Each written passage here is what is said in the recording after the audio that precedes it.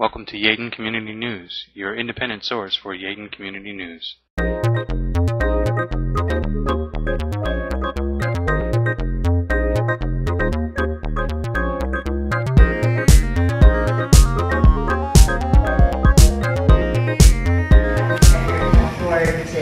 To take advantage of our services.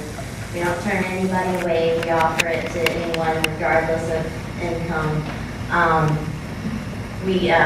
I got my start at Humane Alliance in North Carolina, which is one of the country's leading spay-neuter services and one of the largest, and they help to start spay-neuter clinics across the U.S., which is how I ended up here.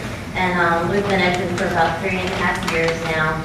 And over a period of about 12 years, Humane Alliance was able to lower the euthanasia rates and the intake rates at the local shelters by over 75%.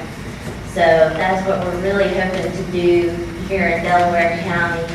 And hopefully we can develop a partnership with the borough in order to do that in this area, so we can lower the number of strays and hopefully the cost to the borough. But there are many benefits to spaying and neutering, to the not only to the personal, individual animal, but also to the overall community. The number of strays carry diseases like rabies and are public health concern, as well as cost the borough a great deal of money. So we're hoping we can develop a partnership in order to decrease that number of stray animals and help you guys out. Yeah. Less animals is equal less cost. Yes. One of the programs we've implemented that I'm really super proud of in our facility is something called the free roaming cat program. Does anyone know what a feral cat is?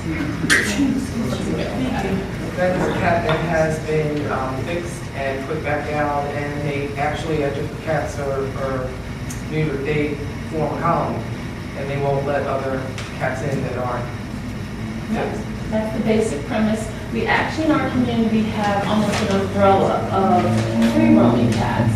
They consist of feral cats, just as you were talking about, and they also consist of abandoned stray animals. When you start preparing ways on how to prevent animals from growing excessively in our community, you have to think about prevention and the things that why cats and other dogs and stuff get abandoned in the first place. And they mostly relate to lack of spay-neuter services. Cats spraying on people's porches, totally solvable if it's spayed or neutered. Cats running around fighting each other over mates, totally goes away once you neuter them.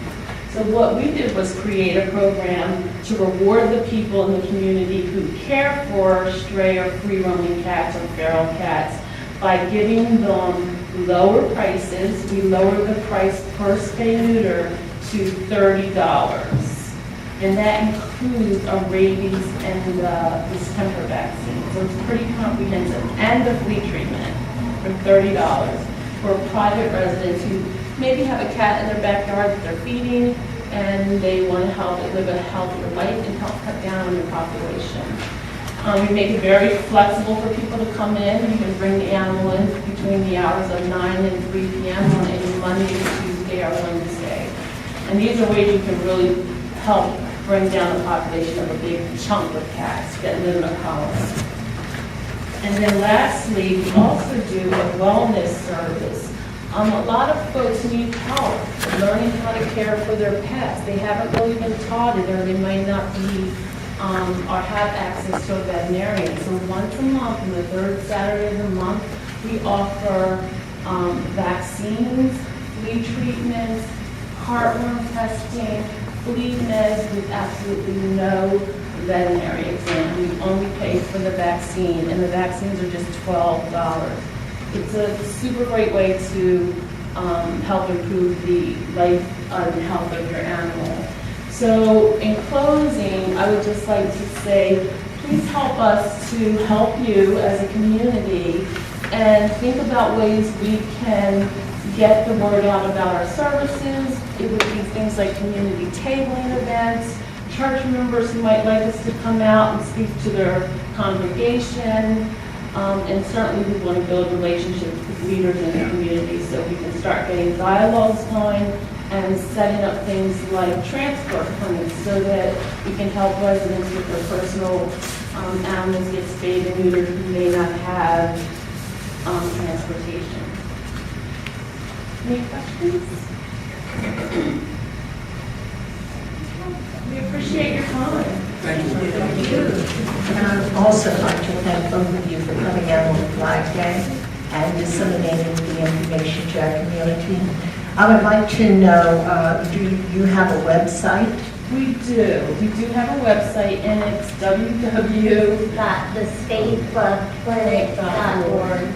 You can email it to our borough secretary. I think we need to get some information on our website with a link. And I want to commend the borough secretary for her problem-solving skills, motivation, because this is costing our community an astronomical amount of money, and most residents are not aware of that. So we can get the information on our website with a link to yours. We need to be much more proactive in informing our community about this problem. Thank you, Marcia, and thank both of you for coming out today and on the 14th. Thank you. Next, the minutes, 6.1, approve the legislative meeting minutes, May 20, 2013.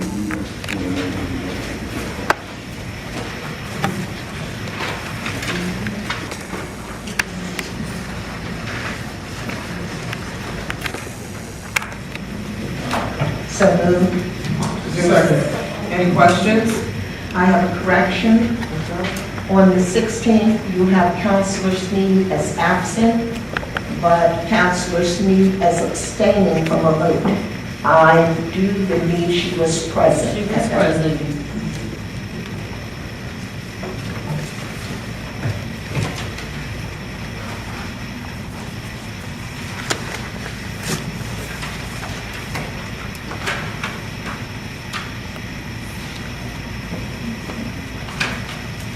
Any other corrections? All in favor? Any opposed? Motion carries. Next, 6.2, approve the minutes for June 3rd, 2013.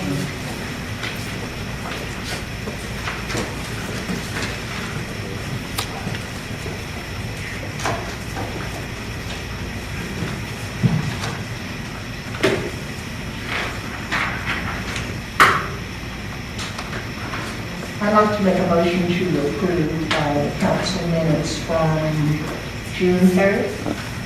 Is there a second? So moved. Any questions?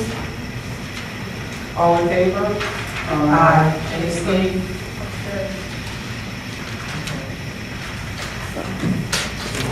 So moved. Motion Notations, no. All right, thank you. Next, we have the mayor's report. Good evening, everyone. Since the mayor's report is also the police report, I give the right to the police chief to give the report to the police department. Thank you, Mayor. Good evening, everyone. Good evening.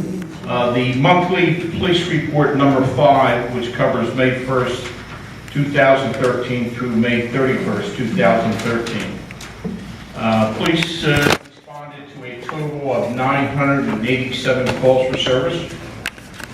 We issued 865 parking tickets for the month. We issued 141 movement violations for the month.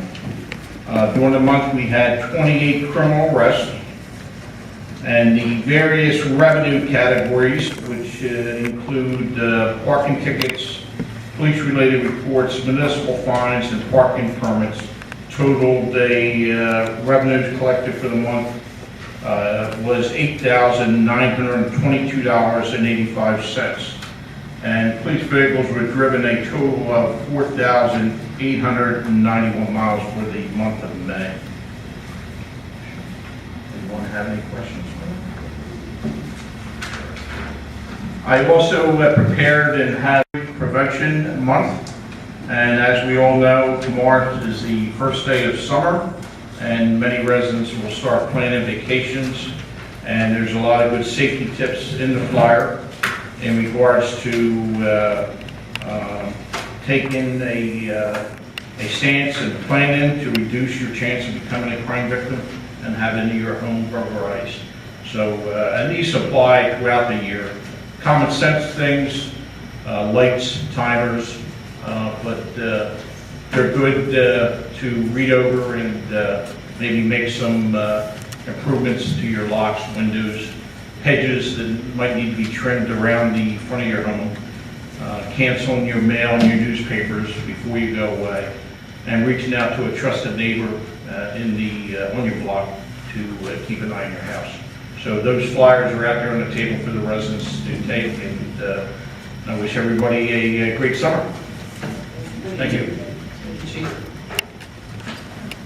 Next is the President's report. I have no report at this time. I have a question about the Chief Butler.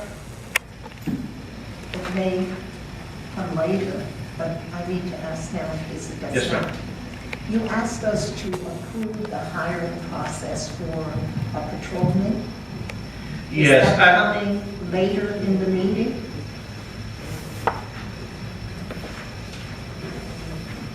Under his police staffing levels, Detective Slane is leaving in June, the end of June.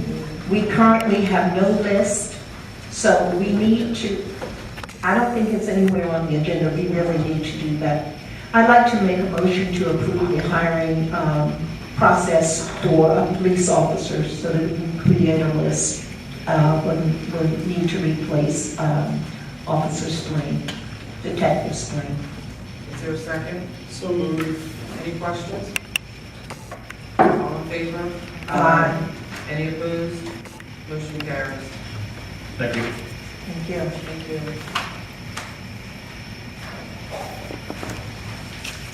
Next is the administrative report.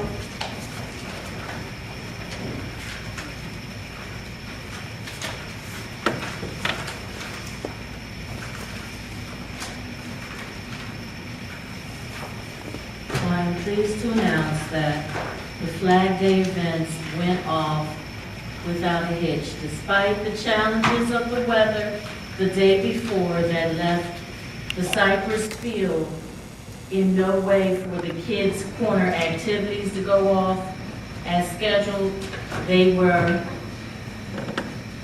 rescheduled for the Borough Hall auditorium, and the kids did enjoy themselves. We started the day at the library, courtesy of our friends at the library, Darlene and company.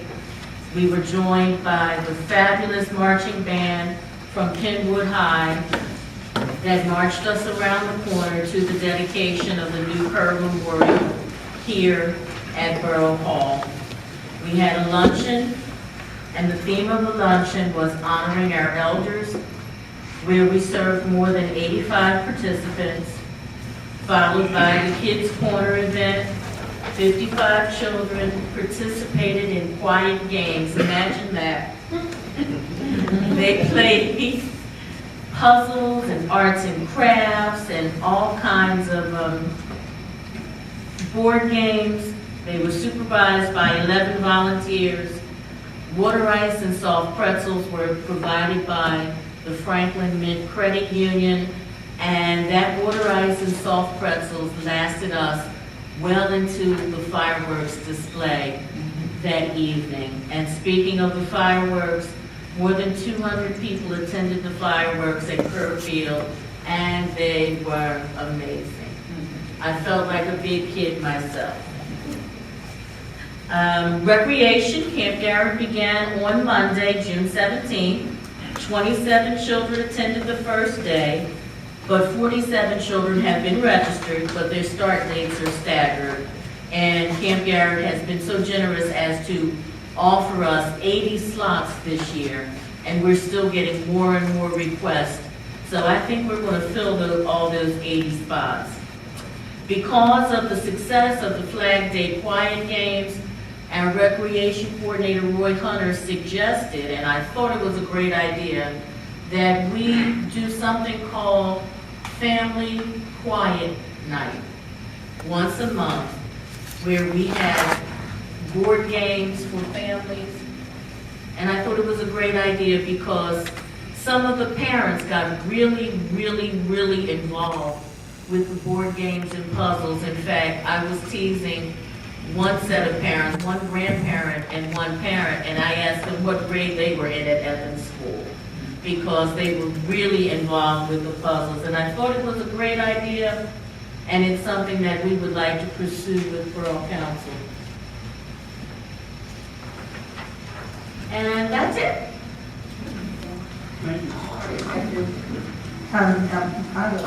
First of all, I'd like to again thank our Borough Secretary Marcia Hinton for playing a key leadership role in our Flag Day program. As she said, it was wonderful. We also had 2 ice cream socials for our seniors, one at Grace Court, one at, what's the Senior Citizen Center? Friendship Circle. Friendship Circle, one at Friendship Circle Senior Citizen Center. The seniors also came out and spoke at the Flag Day luncheon. I want to thank the wonderful Flag Day Committee. Our Public Works Department did a wonderful job. The borough really looks great. I want to thank Councilor Sneed and Councilor Stenson, for volunteering and helping out at the luncheon and all the other activities. In addition, we had a wonderful decorating committee that came in, Clara Johnson, Marco Stokes, and Latina Dean. It really was a team approach, and it was a wonderful event that included our seniors, but also our little Head Start children. The Kerrs were not able to get here because of the storm. They tried several times, but they emailed the speech to us. It gave us additional history, and we're presenting them with a rose bowl, an engraved rose bowl from the borough. So again, thank you for all of your hard work, Marcia, and for the members of the community. And the work towards 2014 Flag Day starts tomorrow. I'll be absent. All right, thank you. I'd also like to piggyback on that. I'd like Councilor Johnson, thank Councilor Johnson as well for spearheading this and helping Marcia. And we appreciate everything that everyone did, bringing Flag Day to a successful event this year. Thank you. Okay, next we have the Treasurer's Report.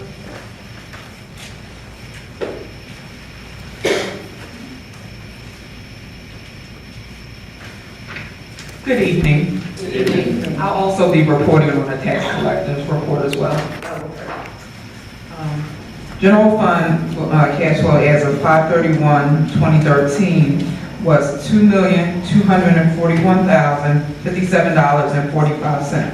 This is an increase of $213,009.68 from the original projected budget amount of $2,028,047.77.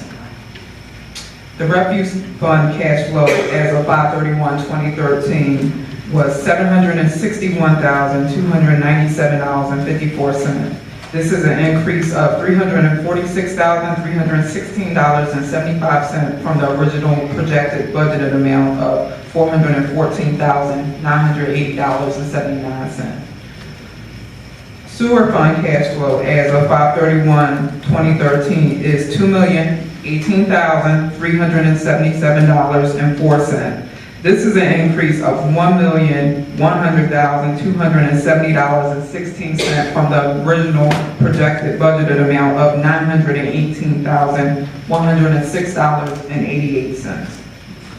So far, as of 5/31/2013, we have collected $3,295,167.07, or 62.57% of the expected revenue within the general fund during the year. Also, for 2013, we projected that we would collect $5,266,613. 5/31/2013, approximately 40% of the total expenditures were already incurred. We're about 42% of the year finished, so we're right on target as far as our expenses as well. Any questions? That was really good news. A very different picture from 2012. And I think you're doing a wonderful job. And with these kind of figures, that is why I wanted to sit down with our finance director, because it has important implications for some of the projects that need to be done, the roof, the facade, the masonry. In addition, we are also going to be trying to get some grant money for our storm sewers also, and we hope that we'll be able to do that, which will put us even in a stronger cash position. So again, thank you. The tax collector's report as of May. During the month of May, real estate taxes were collected in an amount of $135,960.34. Sewer taxes were collected in an amount of $89,010.25, and refuse fees were collected in an amount of $36,022.50. The total taxes collected in the month of May was $260,993.09. Any questions? And did she give us the percentage? Is it 82% of the taxes have been? Correct. Okay. Yes, 82%. Yep. And our goal is to get at least 90% of our taxes collected this year. That'll put us in a very positive position. Absolutely. Thank you. Next, we have the committee reports, the finance committee report. Good evening. There's a copy of the report out in the lobby area, in summary of the finance committee meeting that was held on 6/18/13 here at Borough Hall. The committee conducted a review of the accounts payable listing for the period of May 20th of this year through June 14th. There was also a review of the year-to-date projected cash flow analysis, which the finance director just gave an overview of as well. The committee discussed and reconciled some of the items listed on the AP that were related to, and also other items of discussion related to the establishment of the Yeadon Borough credit card to eliminate the need to reimburse employees who go into their own pockets and spend their personal funds on borough projects and then are reimbursed. There was discussion of the establishment of membership at a local vendor, Restaurant Depot. There have been several events here in the borough, and again, individuals have been going into their own pockets to pay and then be reimbursed.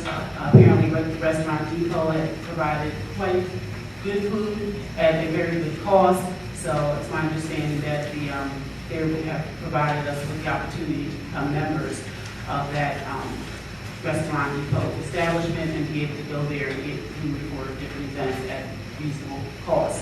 There will be no cost to us as far as the membership is concerned. It's basically a privilege for us to go in and get items for events at a reduced cost. We also discussed department supplies in general, also tax revenues and payments, as was given in the tax report, and also a brief discussion of some contract negotiations was given as well. And there was some very good news. Our finance director gave us a summary of the Yeadon Street Lighting Savings Program. A few months ago, the finance director got up and discussed getting energy saving lights at both traffic lights and street lights. And because of the installation of those energy saving lights, the monthly bills from PECO have been reduced dramatically. So the initiative was very successful, and the cost per month has gone down. In January, February, and March, the cost from PECO, the billing each month was $836.99 for January, for February, and for March.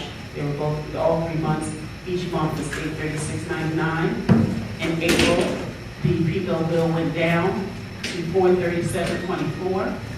In May, the bill went down to $397.44. And in June, the bill was submitted at $303.40.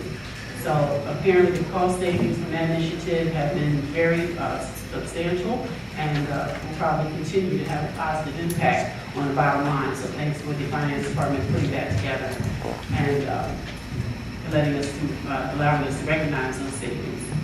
There was also some discussion around the dump consulting group who's been working with us to review some of the past bond issues. One of the areas they're looking at is looking at some of the past bonds and making sure that game is in compliance, to identify and allocate funds from the past bonds and the present bonds to make sure that projects were allocated and identified to the correct cost and the correct bond issues. And I understand that some things may have to be reclassified, but I believe research is ongoing, so there will be some additional updates on that. And finally, there was some discussion related to the current fees charged for the rental of Borough Hall, and additional analysis and discussion is planned. And with that, I'd like to make a motion to approve the AP list. So moved. Second. Any questions? All in favor? Aye. Any opposed? Motion carries. Thank you. Next, the Code Department.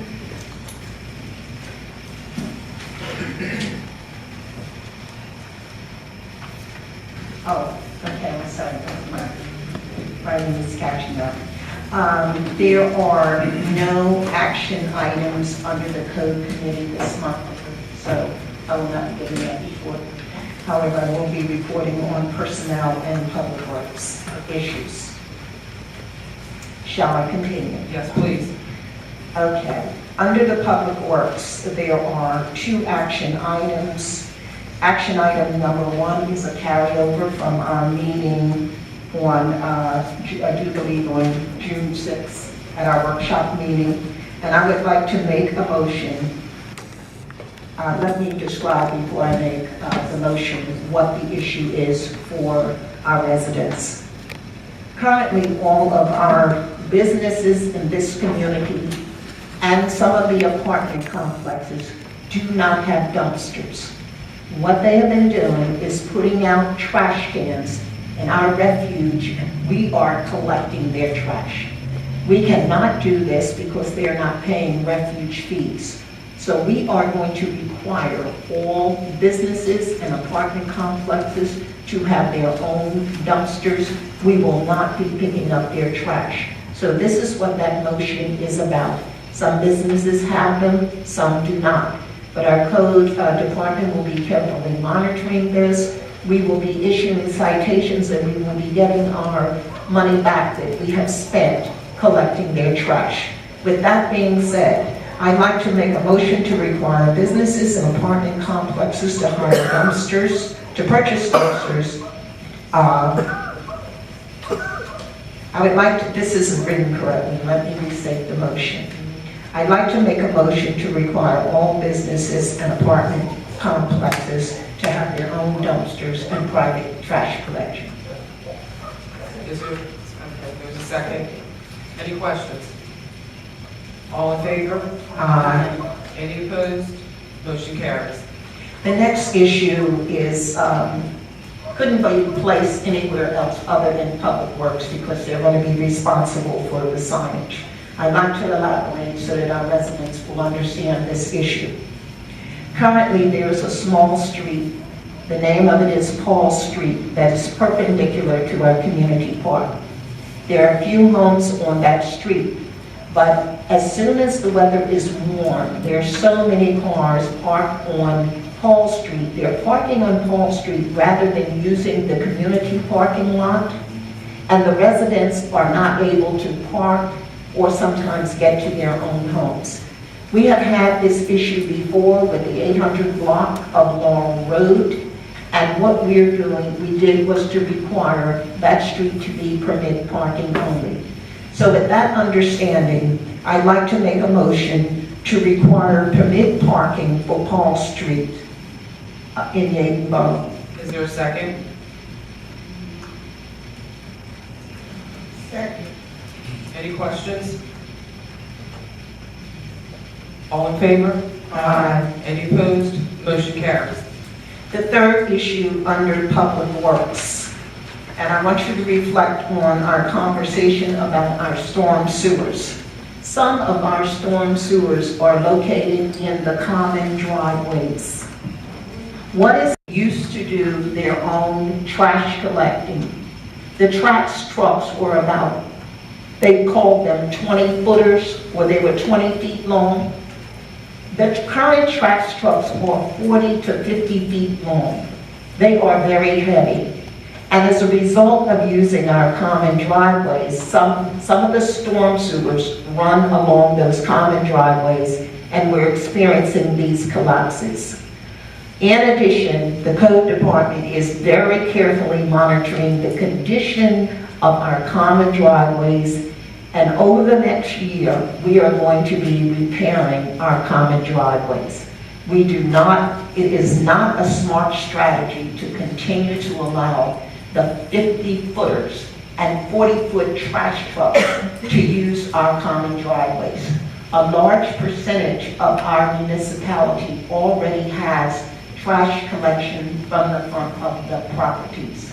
We have discussed this at a number of workshop meetings, and with that understanding, I would like to make a motion to have all refuge collected from the front of the residential properties beginning in July 2013. Is there a second? Second. Any questions? I have questions in regards to the cleanliness of having the trash trucks driving and picking up trash from the front of the homes. Just so the public can understand that they will no longer have the trash trucks going through the driveway. The trash trucks will be picking up trash from the front of the homes. Is that correct? That is correct, and there, as I said before, there is a large percentage of Yeadon Borough that already has the trash collections from the front of the properties. I understand. I'm sorry, may I continue? This issue was discussed at the workshop meeting, and if you travel through Yeadon Borough and precincts like the 3rd precincts and others, you will find that trash has been collected from the front of those properties. I've been in here for more than 50 years, and the residents put out their trash, they pick up their trash cans, they put them in the rear of the property, and those streets in that area are no more filled with debris than any other area of Yeadon. So it's just a matter, change is always difficult, but let's look at a cost-benefits analysis. When you think of the cost of replacing those storm sewers, large trucks tearing up the yards, and when we ask our residents to invest their money, they're responsible for those common driveways. When the common driveways are damaged, then our residents are going to be responsible. And the wear and tear is significant because not only are they collecting trash, but they're coming down and they're collecting recyclables also. So we all have various opinions, but what we need to do is make decisions that are in the best interest of this municipality. And when storm sewers collapse, every resident is going to be responsible for fixing them, not just the resident who has the common. Well, I understand that, but I want to make sure the residents are aware of all the ramifications of that. When you talk about the 3rd precinct, and certain precincts have different layouts. Yeadon is not all laid out the same. If you're talking about the 3rd precinct, you're talking about homes that are in cul-de-sacs, you're talking about different types of layouts. Many of the homes are actually twins that are on both sides of the street. So you're looking at a majority of some of the neighborhoods having trash out on both sides of the street on trash day. It's bad enough how the trash men conduct their business in our driveways. When they're done, there are many times when there is more trash left in the driveway than in the actual cans and so forth. The cans are left out in the driveway. Can you imagine what that will look like in front of people's homes. Now, some people live in cul-de-sacs. There are some neighborhoods that have been getting trash picked up from the front of their house for years, and that's fine. But we're looking at a specific and a very large portion of section of Yeadon where you have homes on both sides of the street. And you're talking about putting trash out in front of those homes, and you're also talking about recycling and putting recyclables out in front of those homes. And I have truly had concerns about the quality of the trash pickup that we have in our neighborhoods. You can drive through the driveways after the trash trucks, and you will see trash and cans and so forth being left around. Now, where I respect the fact that driveways need to be maintained and sewer systems need to be maintained, that is something that I think that some residents have had some issues with. They need to handle that. But I don't think the entire borough should have trash trucks going up and down their streets because certain people in certain sections have had some issues with their storm drain. You're looking at Yeadon as a whole. You're not looking at certain pockets. You're not looking at certain sections. When you look at the overall look of how the trash can will be, when those trash trucks come in front of those homes, and when those trash trucks come through, those recyclable trucks come through, and all the debris and all the trash cans with the smell, and the dirty water that will be leaving from those trucks, I don't think people in this community would want to have that in front of their house. Well, we are all entitled to our own opinion, but not our own facts. And the fact is, the 3rd precinct is not all cul-de-sac. I'm sorry, excuse me. I listened to you, you listened to me.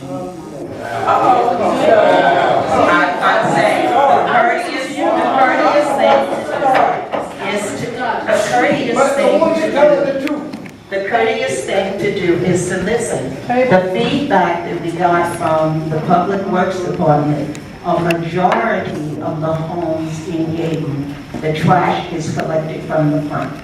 In addition, we hire these contractors. If we find out that there are problems, our residents are encouraged to call the borough immediately and let's be courteous to each other.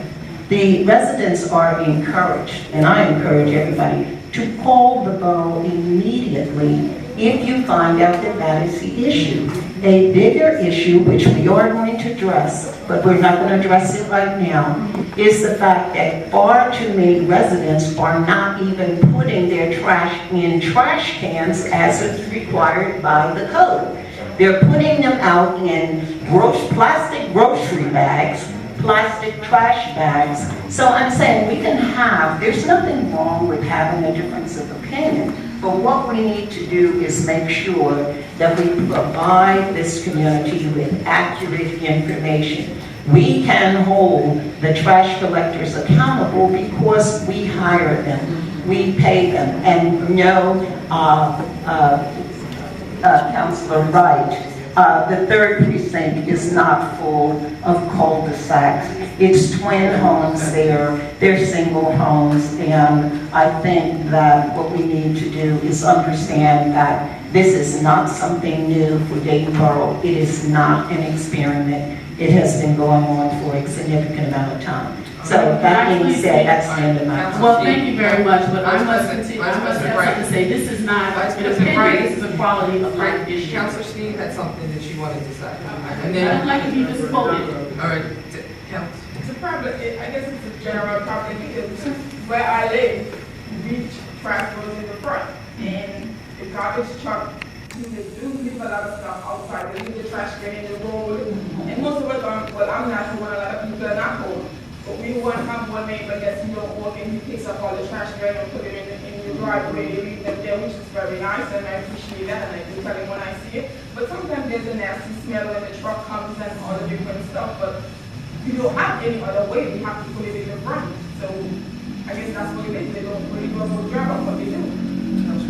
And I've found that a lot of times people do not dispose of their trash in a proper manner. They buy stuff and they just throw it into the trash can loose. When they get the gentleman come by to get the trash, he dump it, everything falls in the driveway. If you wrap your property, dispose of your trash properly, tied up in bags the way it's supposed to be, put it out. If you throw it, if the bag falls in the driveway, no problem. but you cannot leave trash loose. I've had a couple of times, trash man complain, because I'm home in the morning, about how people putting certain things into the trash can that do not belong in the trash can, and they're tired of it, and you're supposed to be just as respectful to them as you are, that you want them to be respectful to you. Do it the right way. Do it the right way. There is You definitely do a it need for front or back, education. you're gonna find some people that's not gonna do it the correct way. There are these two young ladies, they're trash, I'm not discounting that, but you cannot allow the fact that a few people are not doing what they're supposed to do, to allow trash trucks to come up and down these streets, because there's some people who are not educated Put a about the lid on the trash can. That impacts more people. Councilor Kemp. Thank you. My question is, and yes, we did talk about, like I said, a number of the work sessions. We also talked about a process of communications in looking at the implementation of this. And I'm looking at the recommendation, you're talking about July the 1st, is that correct? Councilor Johnson, is that what said? July the 1st? That's in 2 weeks.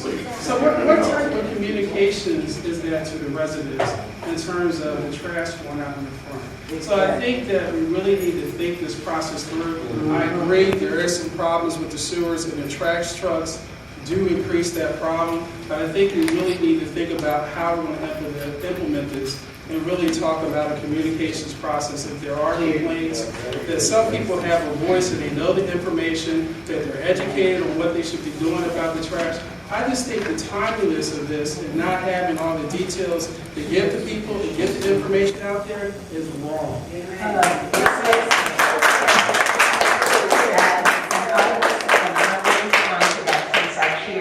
Since I chair Public Works Committee. As far as getting the information out, we can easily do that on a robocall. Excuse me, there are other, if we don't have our own, but you can access that and we can access that and put the information out. If you need to change the date, I would say change the date and wait until we get our phone system up and operating. We are working on that. But we also have ways of delivering flyers and information. Remember, we're not talking about 100% of the borough. As a matter of fact, there are only a couple of days where the residents would be impacted by this. Change is difficult. What I'm saying is look at your cost benefits analysis. We just authorized our engineer to begin the repairs on our storm sewers and our sanitary sewers. And if we make those repairs, and as I said, we have been talking about this for months, so you know where the locations are, you should visit those. We have to be responsible and we need to be involved. There are many inexpensive ways of putting that on in a calling system to notify all of the residents that would be impacted by this. In addition, if you drove down Yeadon Avenue last week, you'll find that some of our residents still get mixed up on which days are recycling days, which day is their trash day. We're going to be moving an opportune time, and one of the reasons why we made the decision to, and this, we talked about this at least 4 months ago, Councilor Kemp. One of the reasons why we set that date in July is because that's when our twice-a-week trash collections start. So even if we get the message out and people are confused, we have an opportune time. Our refuge trucks are collecting trash twice a week during this time of year, not once a week. So this is not some proposal that was thrown out. We discussed it with our engineer, with our Public Works Department, and we have been talking about this in council for a significant amount of time. If you want to push the date back to the end of July, you can do that. I do believe our telephone system would be up by then. So I would be more than happy to modify the date to August the 1st. We would still be in a mode where we're collecting trash twice a week. Our phone calling system should be out by that time, and we have our website. Ladies and gentlemen, it was a bad idea 4 months ago. It is a bad idea now. It will be a bad idea. Well, perhaps you can sell your chicken dinners to raise money and repair the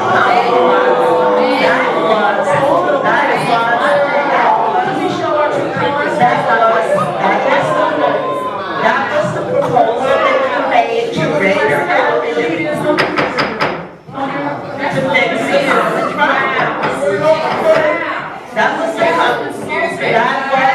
That was the proposal that you made for fixing the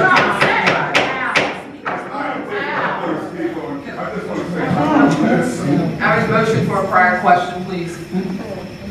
You need to move to the vote.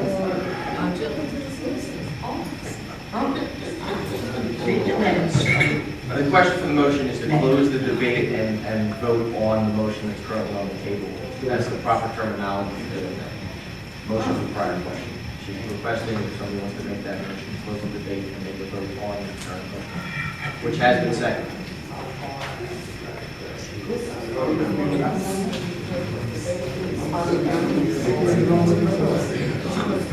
I move that we close the debate and move on to the vote on the first question. Is there a second? Second. All right, all in favor? You roll call. I'm sorry, let's do a roll call, yes, please. Council Jones-Johnson? Yes. Council Kemp? I'm going to say no, because even though this was on the agenda when we talked about it, we did not discuss the communications process. So I'm going to say no. Thank you, Council President. I'm aware of it. Councilor Robinson-Howell? I'm saying yes because it's something I do every day. Councilor Sneed? Yes. Vice President Wright? Me and my chicken said no. President Stinson? Yes. Motion carries. Motion carries. Councilor Stemp, I would like to make a motion to change the date to August 1st so that we can get the message out by way of our phone system that should be in place at that particular point. Is there a second? So moved. Any questions? All in favor? Any opposed? You know,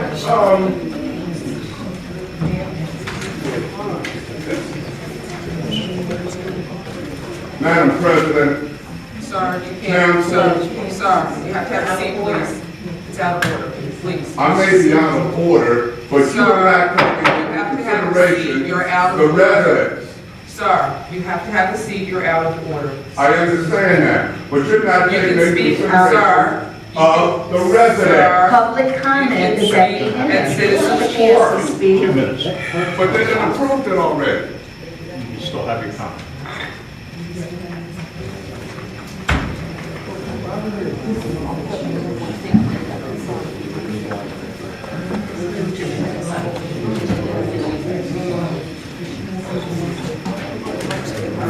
Are there any more committee reports? I have one for the recreation committee. Okay. Also, we have personnel committee reports.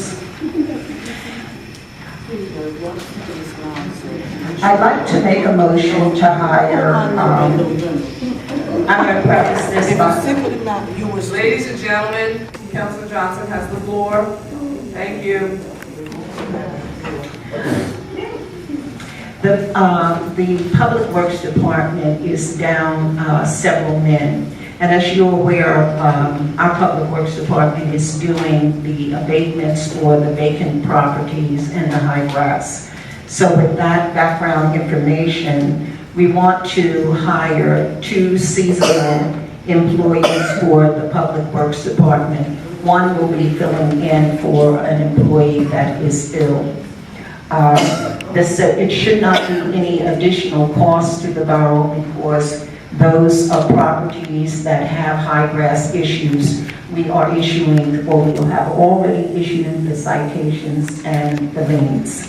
So I would like to make a motion to hire Delon, D-E-L-O-N, Copeland, for a seasonal public works employee at $10 an hour. Is there a second?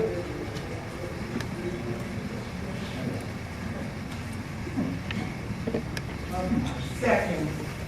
Any questions? Is this seasonal, is it part-time or full-time? Its season hours are regulated and controlled by the collective bargaining agreement, and the definition for the public works employees is seasonal employees. So the question again is, you're not sure how many hours that person's going to be working or not?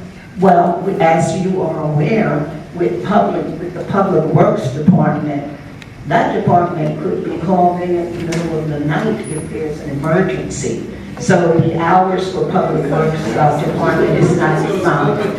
Just a minute, Councilor Kemp. Is it open-ended? Is that Mr. Councilor Kemp, as I said, these are seasonal employees that are being hired primarily because we have 40 properties that we're dealing with in terms of abatement. In addition, one full-time employee is out on leave. So we don't know when that employee is coming back. It is a seasonal employee as defined in their contract. You were council president for 2 years. Gentlemen. Councilor Johnson?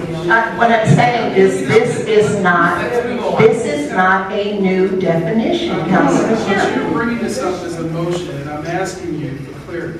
It's not I know it's not. a new definition. What? There's As council president, I would have known that the person was going to be full-time or part-time. They're seasonal. But how many It's hours? part-time. It's part-time. But part-time, excuse me, part-time is a specific definition. It's called a seasonal employee. Councilor Johnson, can we let the solicitor, ladies and gentlemen. That's all I'm asking for. Councilor Shepard, are you satisfied with the answer? Correct, so we're a seasonal person, part-time. Thank you. That's not, it's defined in your contract. The term is seasonal. The union contracts are set forth when they define seasonal. There are general restrictions to that. That is what I'm saying. However, those restrictions, there are requirements as to how many hours they are. Exactly. However, the seasonal, obviously, the situation here is the contract is not in front of everybody to determine what those hour restrictions are. I think that's what Councilor Kemp is trying to clarify as to what the contract specifically says is seasonal for purposes of their hour requirements. These individuals are not a part of their bargaining unit, okay? They're not a part of their bargaining unit. And the term they apply is seasonal. They will not be 40 hours a week employees. They are seasonal employees with no benefits, just hired at $10 an hour. And we've had a lengthy discussion about these employees, the amount of money in the personnel committee over several months. But this is a term that is defined and allows when there is a problem, for example, with the situation we're in now, where we have 40 properties that, with high grass issues, they are allowed to bring on seasonal employees that are not a part of their bargaining unit. They do not work full-time. They will not work 40 hours a week. And as I said, this is not a new definition. So these individuals are not bound by the union's contract? Absolutely, they are not, that's why I said it is defined in their contract. They are not a part of the bargaining unit. It's defined in the particular hiree's contract that the borough is going to provide. These employees will not have a contract. We will call them in to do the cutting of the grass. They're primarily going to be cutting grass. might there be an opportunity for them to become full-time? That would be an entirely different hiring process. They are just seasonal employees filling in to help cut the grass so that our Public Works Department can do the work of fixing the storm sewers, etc. And as I said, they are definitely short a full-time employee and cannot continue to operate that way. If they're not part of the bargaining unit, they're not subject to the requirements of the contract, so it sounds to me like the seasonal would be, but they're not going to be a full-time employee. All in favor? Any opposed? Motion carries. I'd also like to make a motion to hire the second seasonal employee for the Public Works Department at $10 per hour. You need his name. I'm sorry, his name is Deshaun Butterfield. Is there a second? Second. Any questions? All in favor? Any opposed? Motion carries. The third personnel issue is last month we hired a cleaner for the Borough Hall auditorium. This individual will be responsible for cleaning up the Borough Hall auditorium and the kitchen after events. This should not be an additional expense, or I say it will not be an additional expense because we are going to add that on to a fee when these particular groups rent the Borough Hall.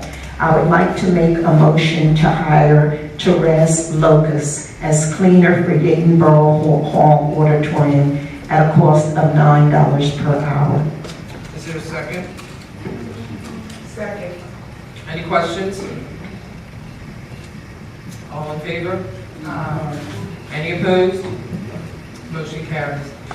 The next issue is we're in the process or we have been reviewing our employee handbook since January of 2013.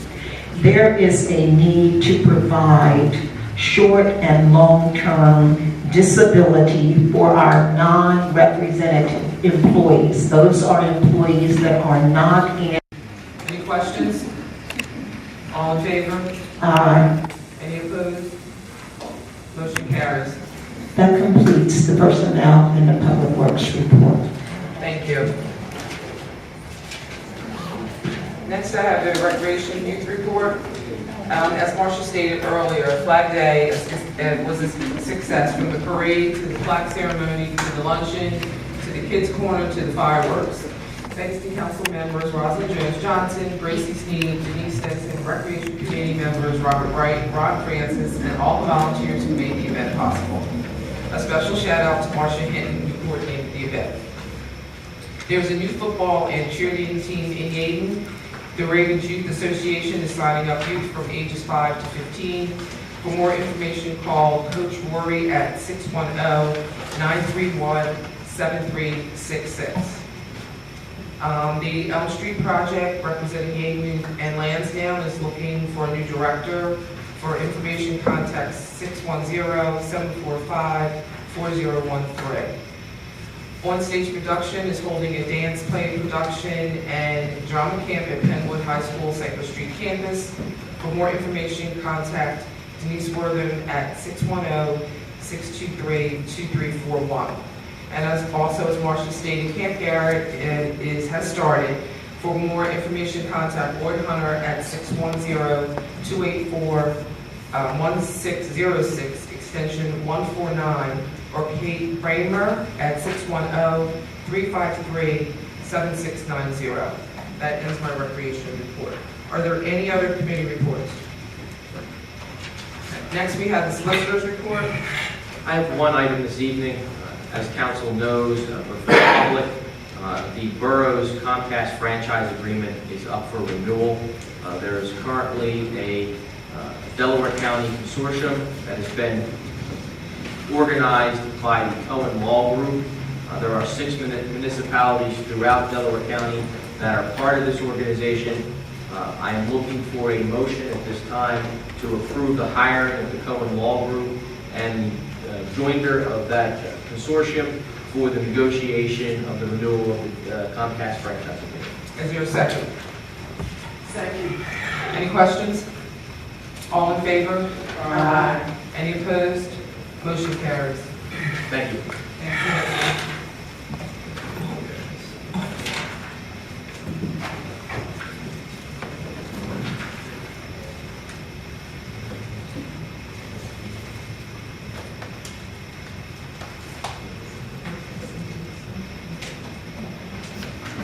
Next, we have to approve the appointment to fill a council vacancy. We'll start by asking for nominations.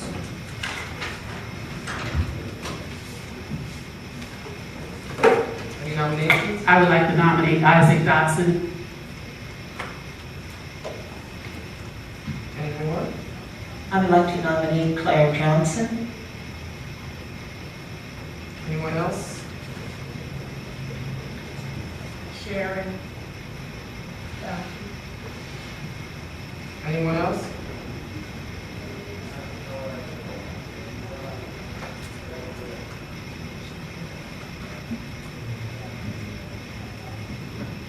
Hearing none, can I get a motion to close the nominations? So moved. Is there a second? Second. All in favor? Aye. Any opposed? Motion carries.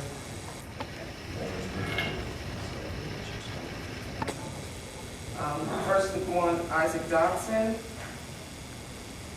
I make a motion to nominate Isaac Dodson for the vacancy for council. We already did that. I'm sorry, Isaac Dodson. Marcia, may I have a roll call? Certainly, please. Councilor Jones-Johnson? No. Councilor Kim? Yes. Councilor Robinson-Howell? Yes. Councilor Sneed? No. Vice President Wright? Yes. President Stinson? Yes.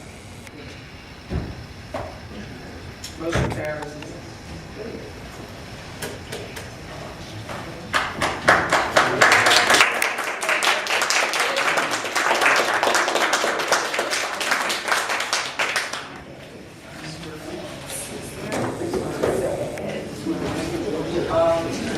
Isaac Dodson. Yes.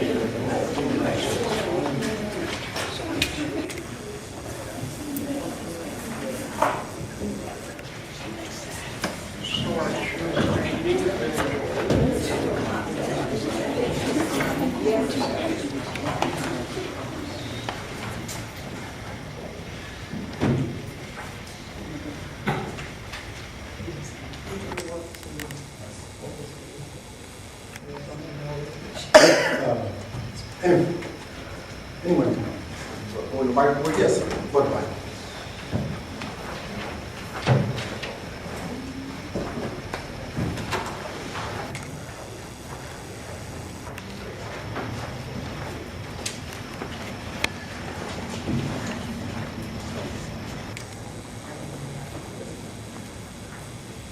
Hi.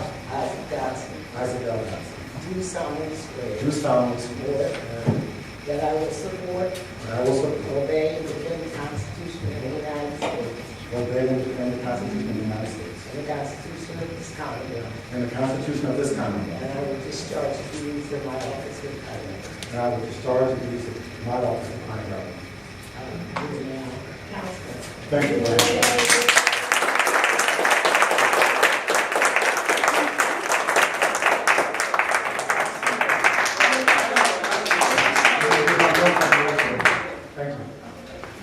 Thank you all.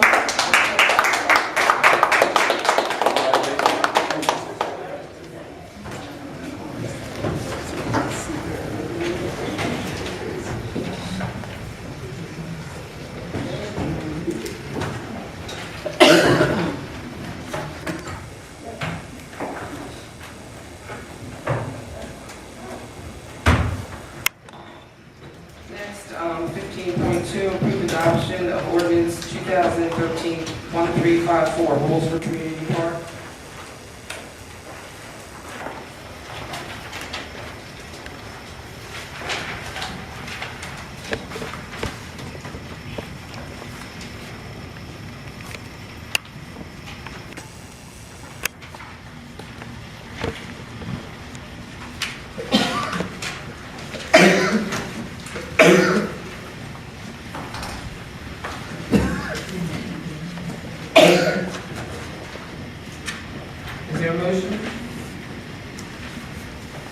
I'd like to make a motion to approve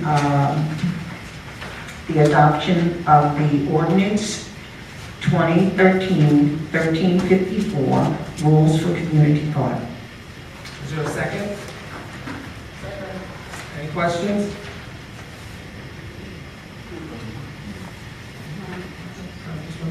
All in favor? Aye. Any opposed? Motion carries. Madam President, I think we abstain. You need to abstain, yes. Thank you.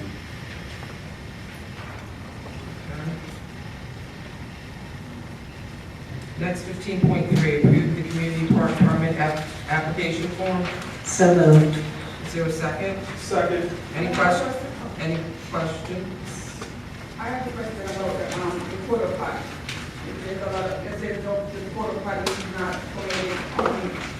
Where are you? This is for the community park permit application. It's a permit. It's the permit. Okay. All right. All in favor? Any opposed? Again, Madam President, I'd like to abstain. Yes. Motion carries.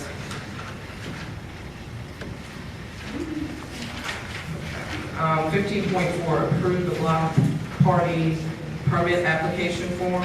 So moved. Is there a second? Second. Any questions? All in favor? Aye. And one abstention. Motion carries. Old business. I do believe we have a block party approval. Secretary Henry, did you bring that to council for? I did not, it's on my desk. Okay. I'd like to make a motion to approve a block party for the 700 block through 722 Bullock Avenue, all at 75%. Anything else on the new business? Yes, update on the parking spaces. Okay. Up front, just briefly.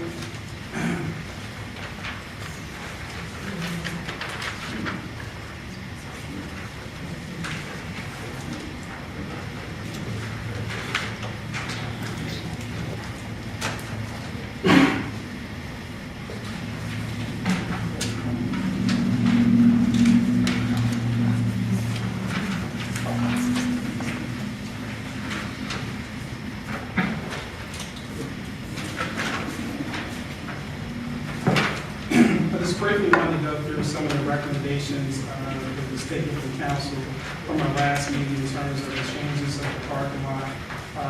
Matt Black did type up a summary, so I'll walk you through a little bit of the summary in terms of the parking spaces.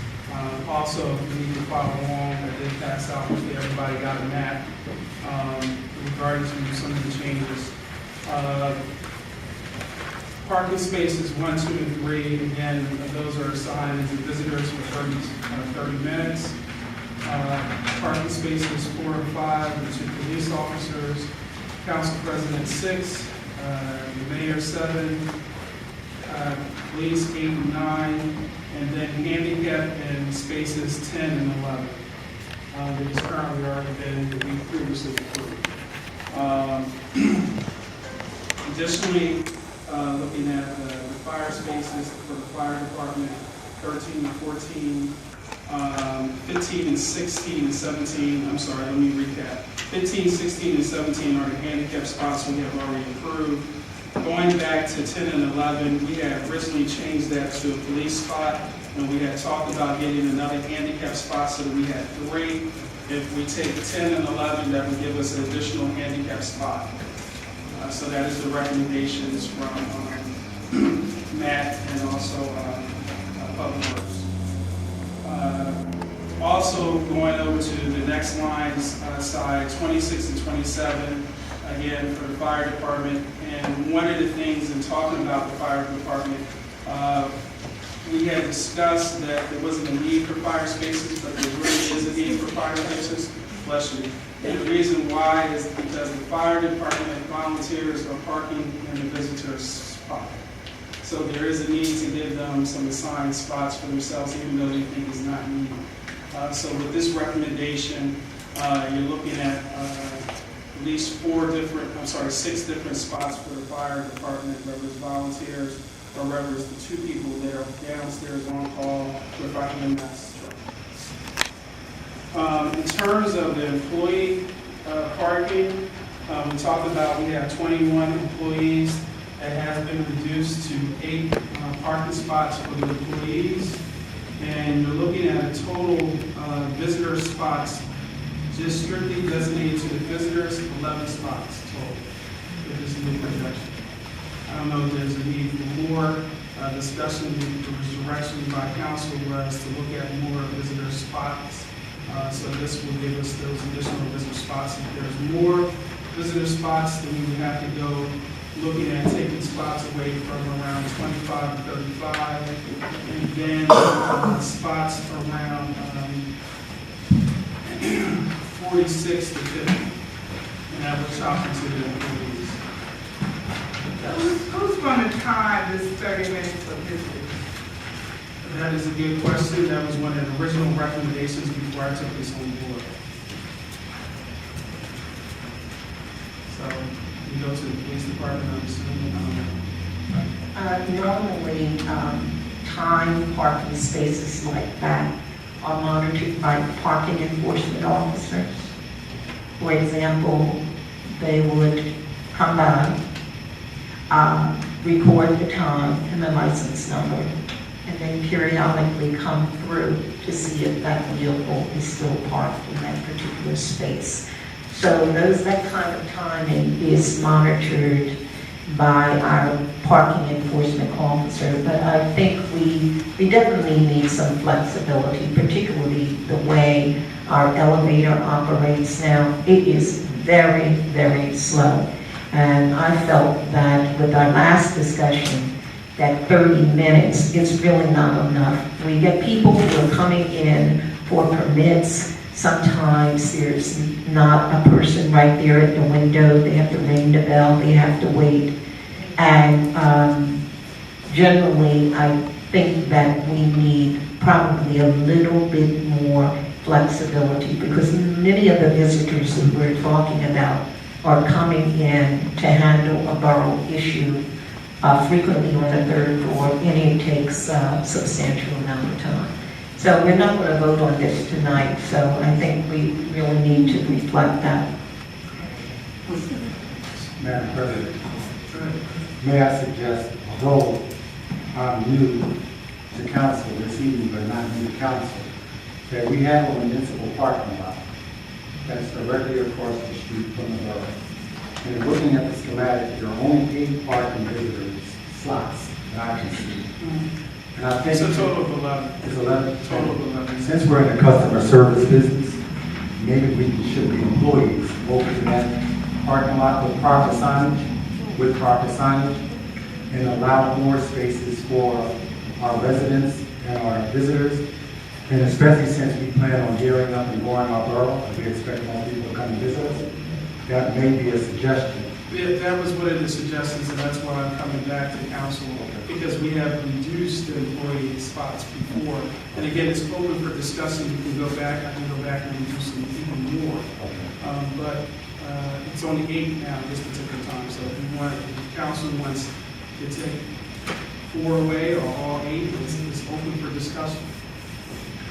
This is not locked in any shape or form. There's one parking space at the fire. If they park a truck out there in Georgia. That was the emergency management vehicle. That's the one we're talking about. That moving parking back up. space needs to be a compact park. That's the vehicle we're talking about moving up to public works. Okay. Councilor Dodson, when you refer to the municipal parking lot right across the street, are you referring to the old Yeadon Theater plot that's now up for sale? I thought we own some of that property back there as a borough. The borough did purchase that property, but currently we're trying to sell that. I'm not saying don't shift some of the employees, but there's a possibility that that could be used for development, and not only the grassy part go along with that. We're talking about all the way back to, I believe it's Holly Road. And I think that there's still some work that needs to be done back there before we've never called that a municipal parking lot. There are no parking meters there or anything like that. There is some work that can be done, and that is currently a spot that we're looking at for development and sale.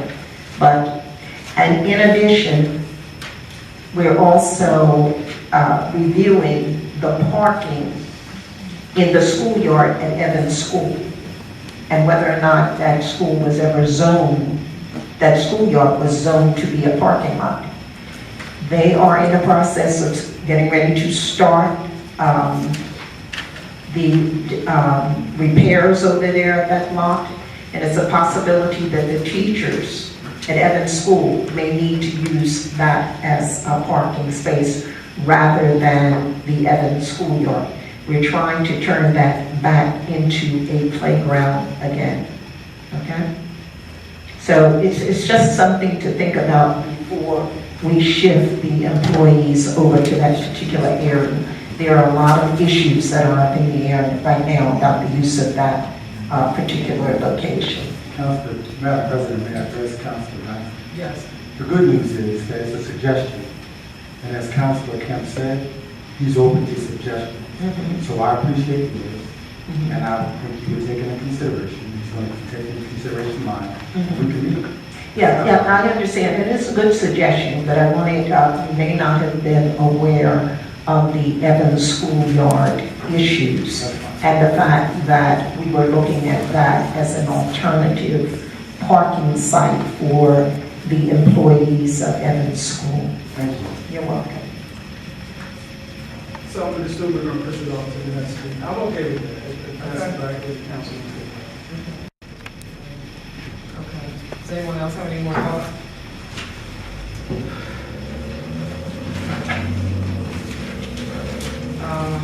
Any more new business? President Spencer, I received the email from Senator Williams' office about an event on the 20th, 21st. Do we know anything about that event?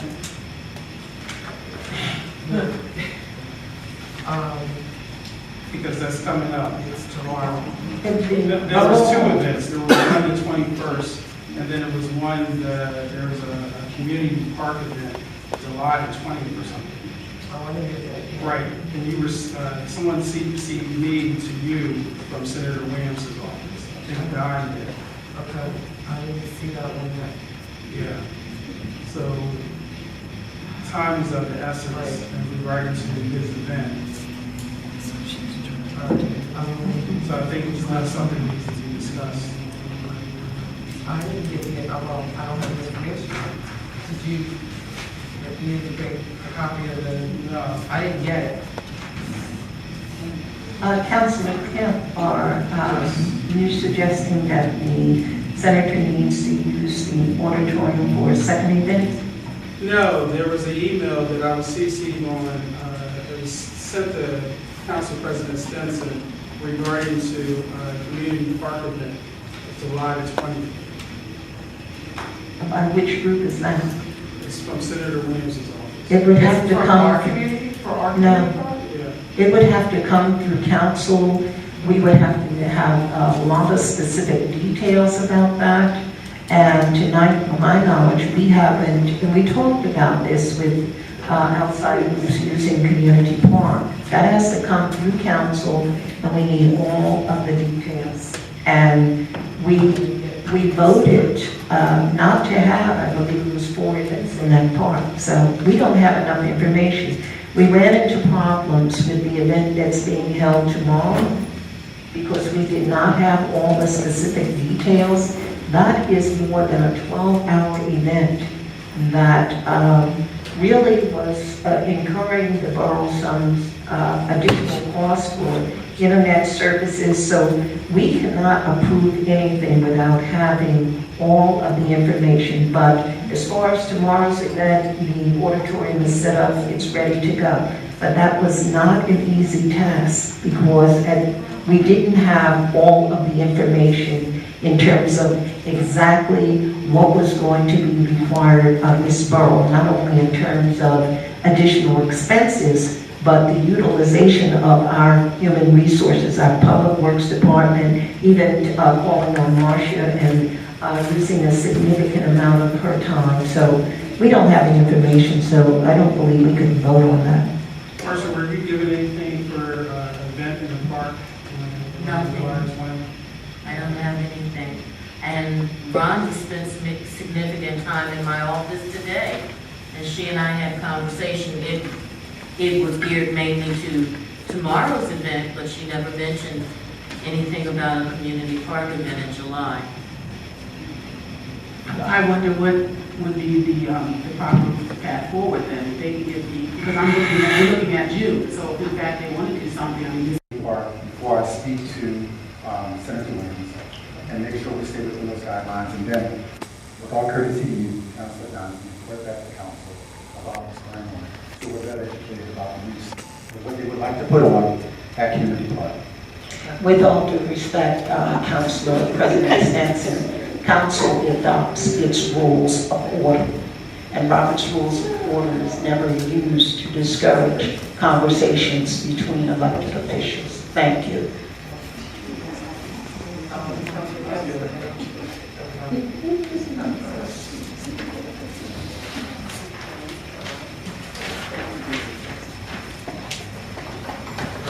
Next, we have old business, 16.1, discussion of the Global Connect Community Alert System.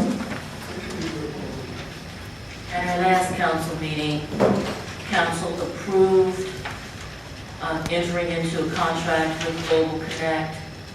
The next day, I reached out to Global Connect to tell them that council was amenable, and I was told by the representative that Global Connect was purchased by an entity called Code Red, and as such could not honor the quote given us previously, and that the pricing would change. It would change significantly, adding another $1,000 to the quote. And I didn't think that was fair, and I didn't think it was prudent, and it wasn't in our best interest. It did have all the bells and whistles and current technologies. It had the GPS mapping, and you could target into specific areas. That's going to be on our wish list, but right now we've been without a reliable community alert system for 9 to 6 months now. We cannot continue like this. So I just looked at it, I threw some options out to you, which are your quick and dirty, basic community alert systems that offer you a block of time in increments. We purchased them I gave you some numbers here. Calling post is 6 cents for a 35-second call, using 4,000 as an ideal saturation. Currently, our database only has about 2,200 names in it. So for about $240 a month, we would be able to send one robo message out per month. $240 a month. I'm sorry, for $132 a month. We have 2,200 names in our database right now. We've got 4,400 households, but we have half of those households captured in our database. We do have a resident contact form that I created that's on our website, and I do get 1 to 2 hits a week. And I keep on trying to, every time we have an event, put out some more resident contact forms, encouraging people to sign up so we can build our database. Even with our website, with our cable channel, and with our database for robocalls, we're still not touching 100% of households in Yeadon. And that is something we sorely need to address. Our second choice is voice shop, and again, we would buy a bank of hours. $88 per month would give us 2,200 calls.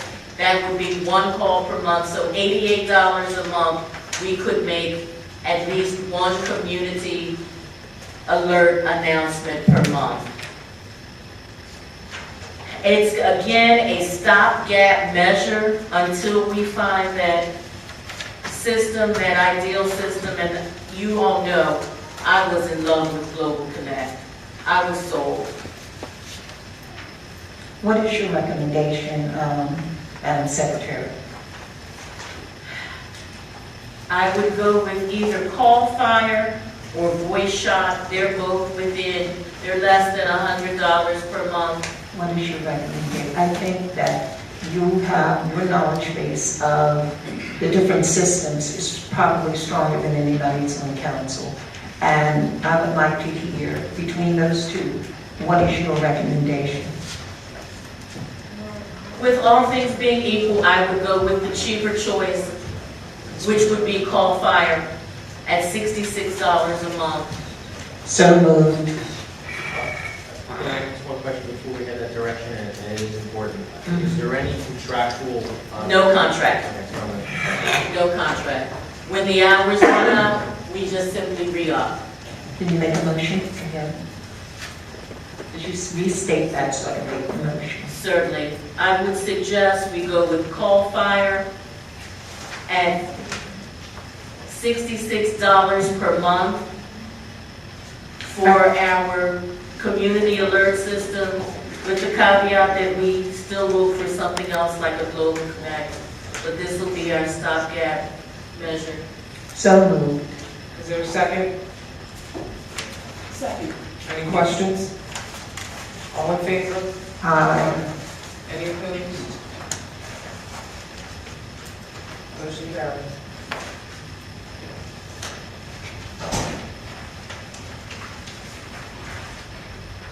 Okay, next, 16.2, approve purchase of prefabricated replacement police evidence shed at the cost of $1,639.50. The metal shed previously approved for $1,392 at our June 3rd meeting is no longer available. I'd like to make a motion to approve the purchase of a prefabricated replacement police evidence shed at a cost of $1,639.50. Is there a second? Second.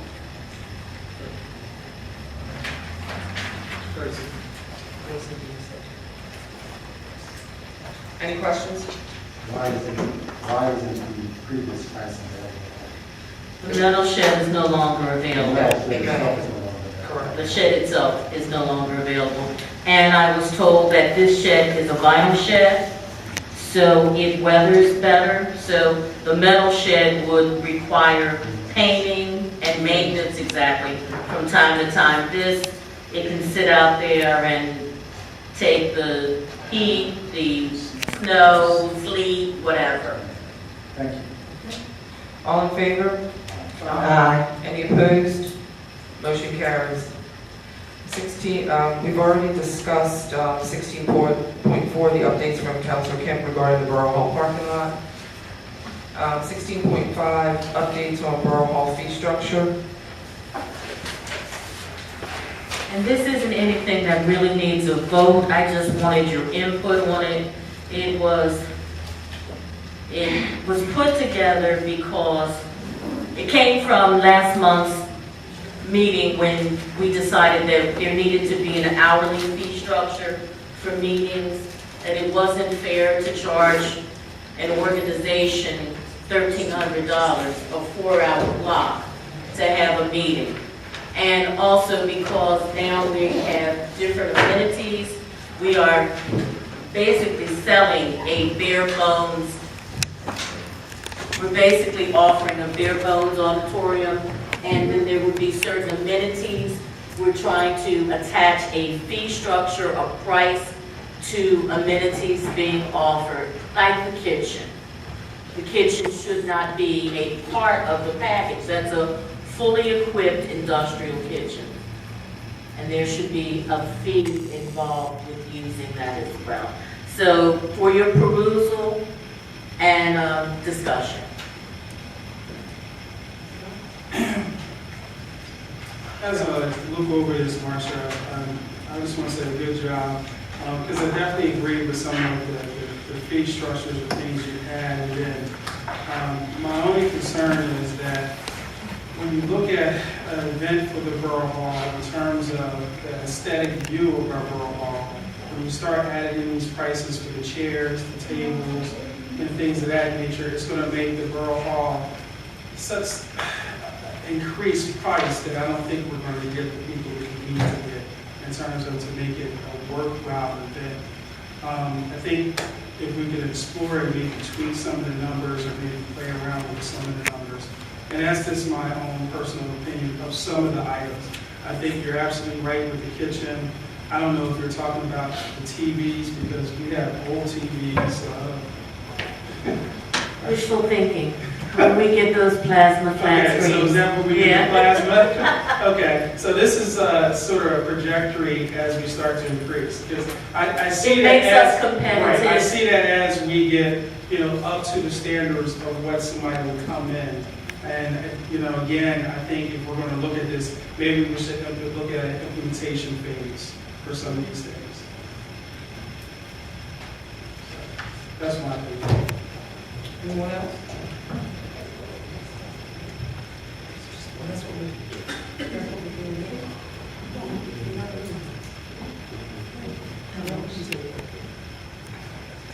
So for discussion only, and counselors, if you'd like to inbox me on any ideas, because this is morphing and growing as we morph and grow. Okay? Thank you. Thank you. Thank you. Okay. Thank you. Next, Citizens Forum, Rosalind Hepburn.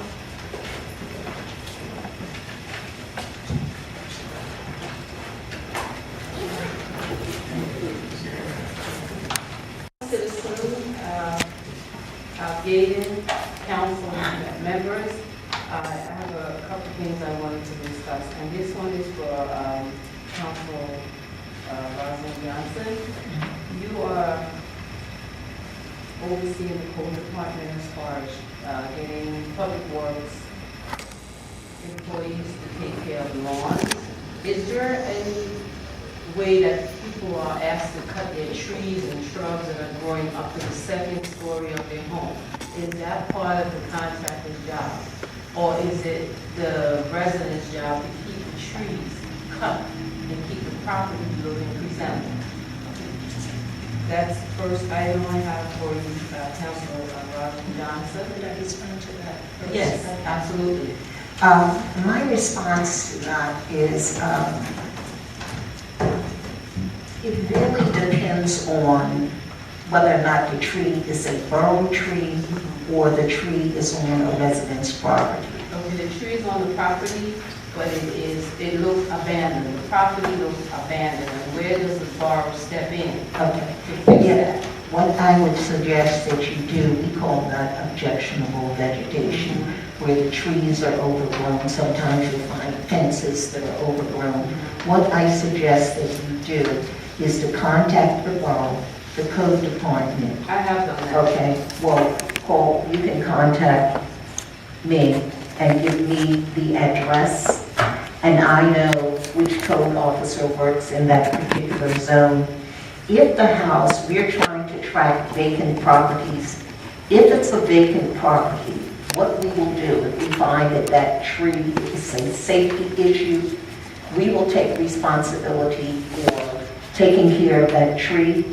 We will write a citation to either the bank or the property owner, and we will get the money back that it cost the municipality to take care of that particular So what you're saying, if I have a tree and I live across the street from your house and I decide to have the trees and the ivy just grow over the window, then It's, as long as it's not a safety issue, it's okay. No, it is not okay. Okay. And one of the things I can suggest that you do is to go on our website and check our ordinances, overgrown trees, grass, hedges, all of that is objectionable vegetation. It is not allowed. Okay, so So 2012, I did that. I did all that in 2012. It's a new. Do you have, if you, I will need you after the meeting, Yes. give me the property address. And one of the things I will do is check and see if it's on our list of Okay. properties that need the abatement.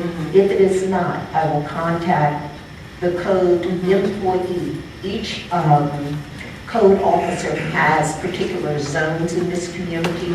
So I will have the code officer go out there. And if it has not been cited for what we call that vegetation issues, it will be cited. Okay. But it won't be an expense to the borough. And thank you. The second item you mentioned is about changing the trash to the front. Ms. Hepburn, Yes, I'm sorry. we have 3 minutes. Your Okay. time is up. Well, she used two of my minutes to respond. That's it. She was talking, not me. She talked all night. The other issue That's my is, job. I'm sorry, Ms. Johnson, but the trash going to the front of the house, and then when you put the trash in front, where is the cars going and when does the street get clean? And I will take my seat at this time. Thank you. All right.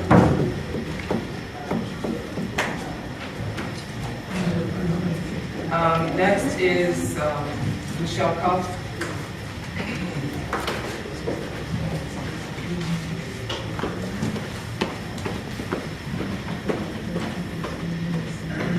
Good evening, everyone. How are you? I have a very swift statement. I'll try to keep it under 3 minutes, and I did write it down. I'm curious about the paving of the common driveway, the non-block Bullock Avenue. I'm referring to the odd side of the street. What I'd like to know is if you received notices in our doors without our names or photo numbers or any inclination of who was dropping off these notices that we had potholes, divots, and all types of disturbances in our backyard. Mind you, this is a common driveway that I'm referring to, that the trash trucks and recycling trucks ride down, which as of August probably won't happen again, but there is still a demise of divots, potholes, and breakdown in the driveway. We want to know what are you going to do about it, 1. 2, is there some way that we can get more than 30 days to get these things fixed, because many of the people on the block have fixed incomes that do have, deteriorated yards. So I want to know, how are you going to help us? What are you going to do? Is there money allotted out of the general fund that will help us get the driveway done? If we get the driveway done, we'll comply with everything, but we also want to know, do we have to get building permits? Do we have to get permits to get these things done? And who's going to help us, since these notices just came out 2 days ago from an unknown source with a name we could not make out on the notice when we got them? It just simply said that he was from the borough. I can read that up at work. But when I called, his name was not on the paperwork. It was, the lady asked me to give me his first and last initials so she could determine who had put these notices in reports. So I just need some clarity on how these things are going to work in the borough and how are we going to get through this, since apparently it said 7 days, but when many of us called them, we were told 30. So again, we want to know, what are you going to do to help us out, and how are we going to get this done? We don't mind being uniform, but we want to make sure you're going to help us help you, since we all are in this together. Okay. Well, the common driveways are the responsibility of the owners, where your property line goes. So my deed says that it goes to a certain point. Right. So even when it gets out a little bit further, again, not going to dispute that. I don't mind fixing it. I just want to know, how are you going to help us? Because we do have some small divots, and then we have craters in the driveway. And I just want to know how you guys want to help us, since the deterioration did come from the trucks, as well as, common usage through the common driveway. And if it's going to be something that we have to fix, we would also like to have no thoroughfare signs up there and trespassing signs, because we have a lot of people who come through our neighborhood who go through our garbage every Wednesday night. Am I lying? Thank you. They ride through, it looks like Sanford and Son, they ride through and they pick out stuff out of our garbage every Wednesday night. So I don't want that to be an issue. And then granted, if it goes to the front, then that's what they're gonna do, and they're gonna have scratch our cars and things. I'm not disputing anything that you guys wanna do. I just wanna know how you wanna help us make this better for all of us. Can you wait till after the meeting? Sure. Okay, thank you. All right, next is B. Hawkins.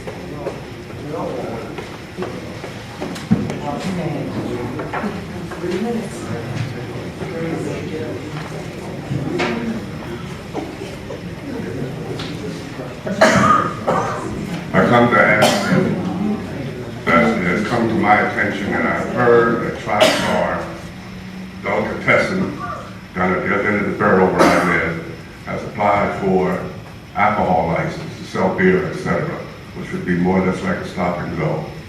To me, this is a quality of life issue. It would bring in a lot of undesirables into our neighborhood. I am a senior resident. That makes me a senior taxpayer. And I live right around the corner. And I would not like for this to happen. So I am casting a negative arm toward that situation. If I may continue, if I'm in order, as I said, I'm a senior. The other day you brought me up here and you honored me. Now with this trash situation, you might try to kill me. It's not funny. It's not funny. My front is about as long as this room. And then plus the fact I have a large slope, which I have to go down. I'm having problems just from my back door to the back driveway to get my trash there. I'm in my 70s. I'm not going to be able to drag that trash all the way across that lawn and fight that slope. I'm getting out of breath up here talking to you now. So now you figure what would happen to me when I have to bring those little trash cans and stuff across that lawn and go down there. That's all I got to say at this point. I tried to bring this up before because I'm tired and I'm losing my breath at this time.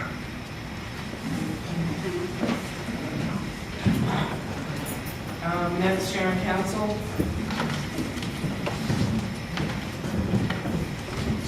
Hello, and may I have the honors? No, Sharon Council is next.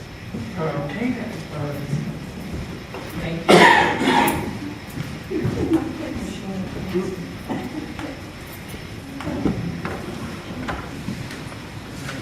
Good evening, Madam President and members, councilors, solicitor.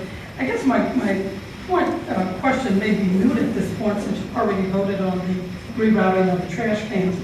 The thought occurred to me, have there been a request from the borough engineer for a report, a review, or recommendations to the rerouting of those trash trucks in the borough from the common driveways in the rear?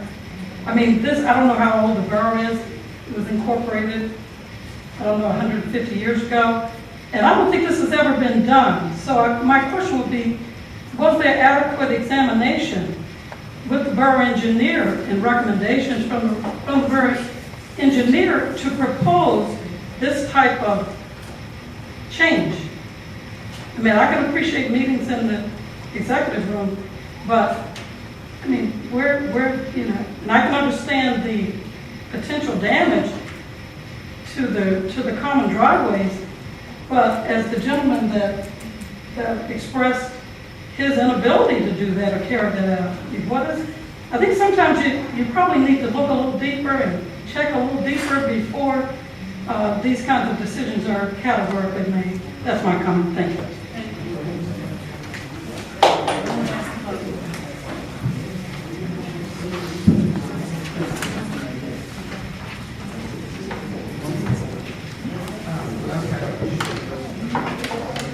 Next is Rohan Hopkins.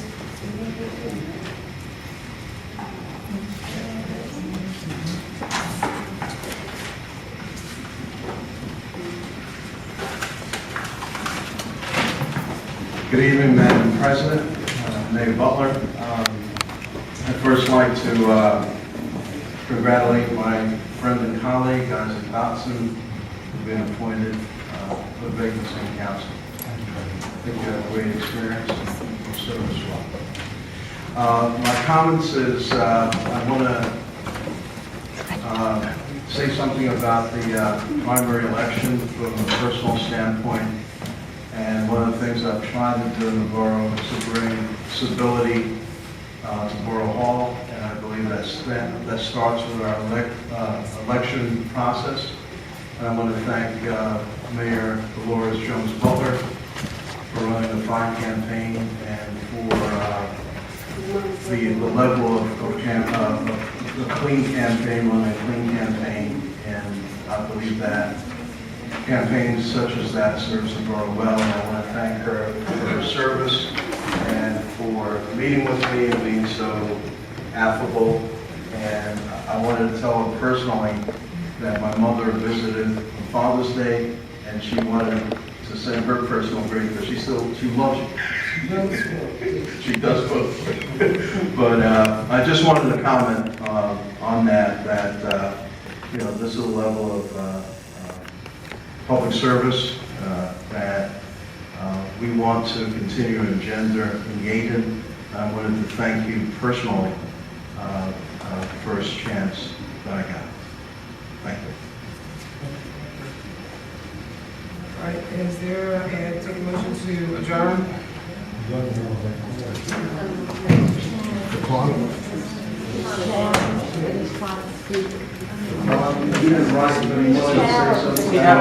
ahead. Go ahead. Go ahead. Juan, did you want to come speak? Okay.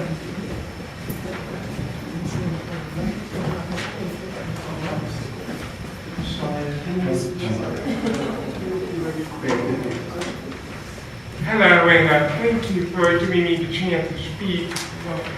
Well, the first thing that I wanted to say is that I would like to thank the representatives here for doing their due diligence and their hard work, because, you know, even though you were elected, you don't have to do this. You could just leave the leave last job, take a vacation.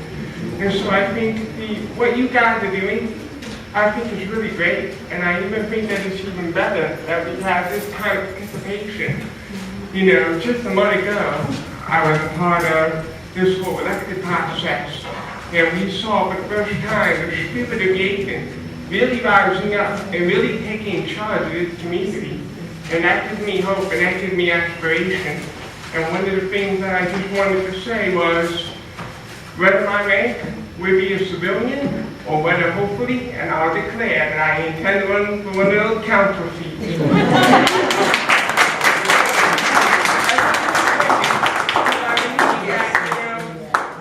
Both Democrats and Republicans, I like to work with both, because we're all Americans, and we're all human beings, and that has to be our top priority.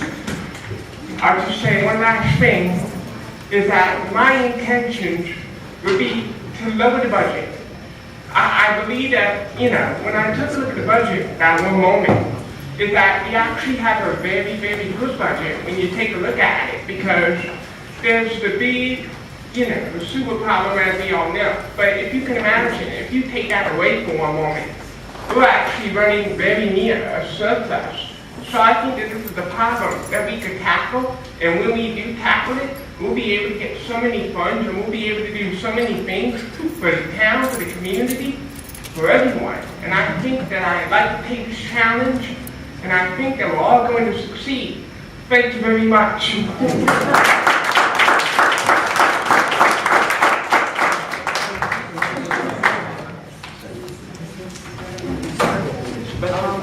I have another,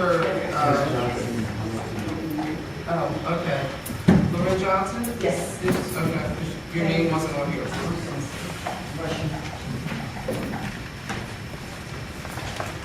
Good evening, Madam President, Mayor, councils, and community. Good to see you all here. I want to let everyone know that I have begun a majorette and drill team for our children. 6th through 9th grade, it is on Comcast. My address is there, my name, telephone number, but I can give it to you afterwards.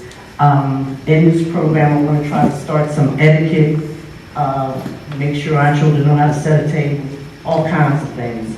I'm going to be outside at the borough along with the athletic team that's also coming on June 27th, and I'll be signing up our girls for majorettes and for the drill team. And I also plan to do something with our young men, but I need a little help with that. So if anybody has any suggestions, I would truly appreciate it. If anyone wants to volunteer and help me, I would appreciate that as well. Thank you. All right, is there a motion to adjourn?